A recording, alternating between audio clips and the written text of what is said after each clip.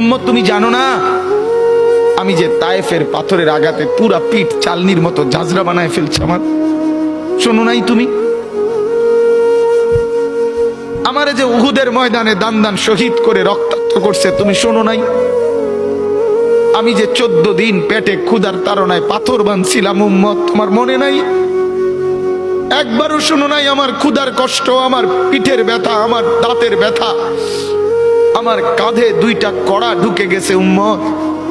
আমার ঘরে 3 মাস আল্লাহর নবীর স্ত্রী আয়েশা বলছে, আল্লাহর কসম উম্মত, নবীর স্ত্রী বলছে 3 মাস 3টা চাঁদ উঠছে ডুবছে, রাইনা হেলালান সুম্মা হেলালান সুম্মা হেলালান, 3 চাঁদ 3 মাসে নবীর 9 জন বিবির কারো ঘরে আম্মা জান আয়েশা বলে 1 ফোঁটা চুলায় আগুন জ্বলে নাই। মা আওকাদাত ফি আবিয়াতে রাসূলিল্লাহ নারুন, নবীর একজন বিবির ঘরেও আগুন জ্বলে নাই।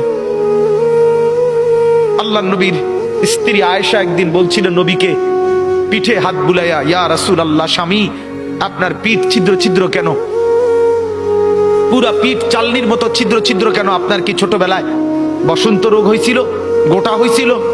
আল্লাহর নবী চোখের পানি ফেলে বলছে, আয়েশা তুমি জানো না আমার এই পবিত্র দেহে তো কোনোদিন মশাও বসে না, মাছিও বসে না, পোকা বসবে কেমনে? আমার পবিত্র দেহে তো হাঁটলে মেশকের গ্রান বের হয়, আমার পেশাব পায়খানাও তো কোনোদিন জমিনের উপরে 1 সেকেন্ড থাকে না, মাটি ফাঁক করে ভেতরে নিয়ে যায়, সেই আমার গায়ে গোটা হবে কেন? আয়েশা এগুলো আমার তায়েফের পাথরের আঘাতের রক্তের দাগ।